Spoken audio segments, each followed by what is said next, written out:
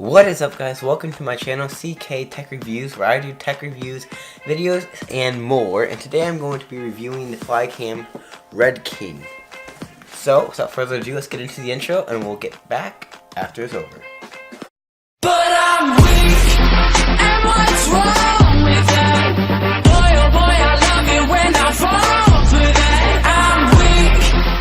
Alright, so this is the Flycam Redking, and it is a mechanical stabilizer, kind of like the Glidecam, basically the same thing as the Devon Graham Signature Series. Glidecam has almost all of the features, and it's really quite durable from what I can tell. It's made out of all metal. There's only one thing that's not metal, and that's the foam handle grip. Now, this specific model will cost you at around $200 plus shipping.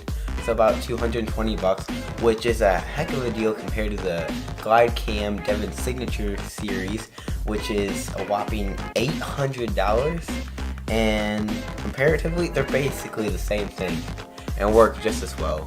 So now let's get into the unboxing of this, which I've already taken out of the box and I've used it a little and had some time. So let's get into the unzipping, as we will, of the Flycam Redking.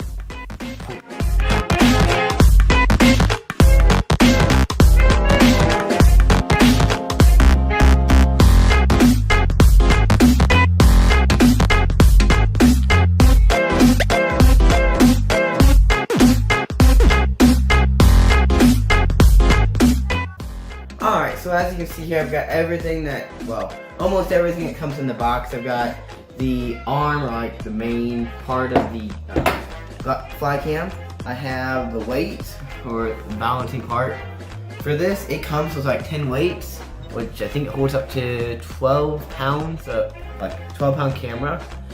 And I only have 2 of the weights on because my little Canon T5i only needs that amount. And then it comes with the actual head of it, where the camera attaches to. Then it has the actual quick release plate, and this is actually used, you can use this with the Manfrotto quick release plate. Then you have these tools, like I said, more weights. So I'm just screwing the quick release plate on, and to get it nice and tight, it's really supposed to be a Phillips head, but you can use like a butter knife or anything that's flat and strong to get it nice and tight on there. And then you'll have your quick. Then set that aside. We're gonna put the head on, which just goes right here. All this does, it slides into here. And it's got 2 screw holes, one here and then one directly behind it. Oh. I'm gonna put these guys in. Then using the toolkit it comes with, you want to get the biggest out of it, and use that to tighten down the screws. Alright, so now that we got the head on, now we'll put the base on here. See, this is actually really satisfying. You get it lined up with holes, and when you're ready to go, just give it a nice twist. And see it box in, and now now it's all put together. Put these aside. So now from here, you take this camera, and you can just slide it in, put it on backwards. Alright, so keep in mind there is a certain way you want to have this set up. So you want this hole to be on the back of your camera, so it looks like this. And that way, whenever you're going to put your camera on, lines up in the front. And now, the front part, so give it a little bit of a tighten, so that it's just somewhat there. And now, this is mainly just trial and error to figure out where to set it. But I find that mine is good at about 9 3/4. Now, to balance it out, see how it leans forward, set it back down. Now we're going to use this back knob, twist it left, and moves the camera backwards. Lift it back up. Now it's moving too far forward. Slightly. Basically just trial and error until you can get it. See, this one moves it horizontal. You just keep messing with it until you can get it about to forward. See, just like that. So now, you also want the drop time to be about 2 to 3 seconds. So 1, 2, see, that's way too much. So now what we do is we drop it down a little. So I'm trying to drop it to 9.5. Alright. 1, 2, it's about right. So you'll see here, you go ahead and turn the camera on and we can start recording. Actually, we'll set it to auto for this sake of this. Autofocus.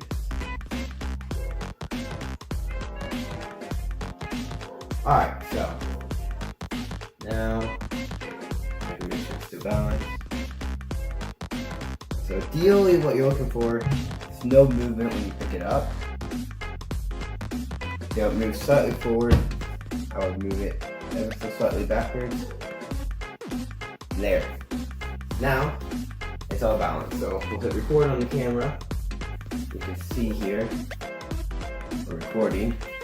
So we take it down low and you watch here. See, it all stays perfectly stabilized and works for the best. Sorry guys, camera's autofocus. And C5i's autofocus not that good. So now I will give some tips on using this. When you're walking, I can actually film it. You want to make sure you're like bent knees and you're taking small steps. Small steps. You want to try to take quick small steps like this to get nice and smooth. When you're turning, you use your 2 fingers, your thumb and your index, to sort of touch it.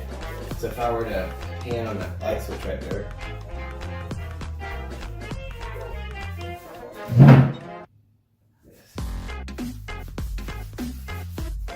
so you can see here, I have like 2 fingers just sort of guiding it.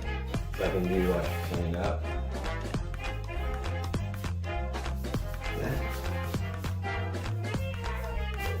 And so you can basically just use all this. You can go in a vlog mode. Don't do that, it's ridiculous. And so there's the Flycam Redking. Now if you want my honest opinion, I love this. It works great. I couldn't be in love with it anymore. It's basically the perfect stabilizer for what I need. For what I use for just messing around, works great, especially for $200. Comparing to what you have to buy, it's cheaper than, actually, it's probably the cheapest, really good DSLR camera stabilizer that you can get out in the market. Now keep in mind, you do not want to change the zoom or anything while you're doing it. So you'll see, say, I set it to 35 millimeters, so it's pulled in. Now, I just messed up the entire balancing process. So when I lift it up, it's gonna move. So now you're gonna have to balance it again if you want to change the, pretty sure it's called focal length, yeah, focal lengths. And so yeah, I think that's going to be it for this video. If you guys enjoyed, please leave a like, maybe subscribe if you're on your way out if you enjoyed and want more videos like this. But without further ado, see you guys in the next one. Peace out.